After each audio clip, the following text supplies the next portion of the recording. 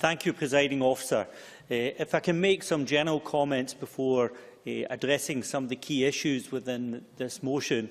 We persistently discuss the need to deliver a fair and just and transparent system of not only government but public law and administration. And in that context, I welcome the petition supplied by Peter Cherby to the Public Petitions Committee. I also commend David Stewart and the members of his committee for taking seriously the content of the petition and recommending that we discuss it here in the public chamber. It does raise issues which cause concern in the world generally and can cause concern to some of our constituents. And I think that many of us will have received comments from constituents displaying their reservation in connection with their dealings with the courts and sometimes raising issues. Further, I welcome the opportunity to publicly celebrate the integrity of our judiciary.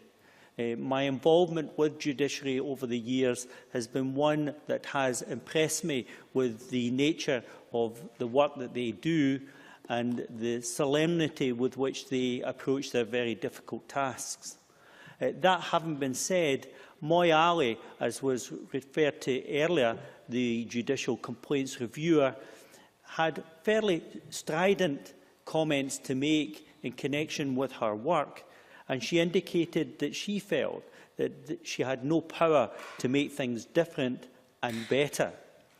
And I think it's worthwhile as thinking for a moment, it's not always the case that this chamber should seek to deal with problems that are identified, but sometimes it's our duty to deal with the perceptions of a problem in order that we can be sure that in the years ahead we demonstrate the fairness and transparency of all that we try to achieve on behalf of the citizens.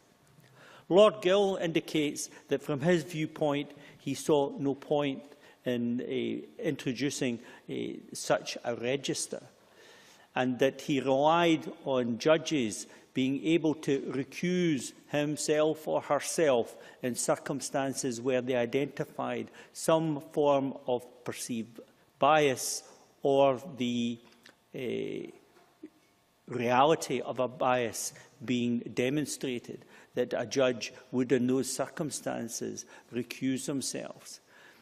That places an extreme pressure on a judge to examine their soul before the commencement of proceedings and to consider all possible circumstances before that process begins. Until this petition was discussed, there was no knowledge in the public domain of recusals registered. And I welcome the fact that the Lord President has introduced such a process as of April this year. And I think it fair to say that without the petition and the work of the Petitions Committee, it probably wouldn't have been a stage that had been considered previously.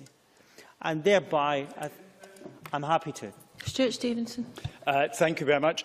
I wonder if the member might agree with me that the welcome addition of the recusals register will help us in future understand the nature and scope of the ways in which judges have to stand down, and I suspect perhaps show us that financial considerations might be the least of it, but that is speculation until we see the results, merely a personal opinion.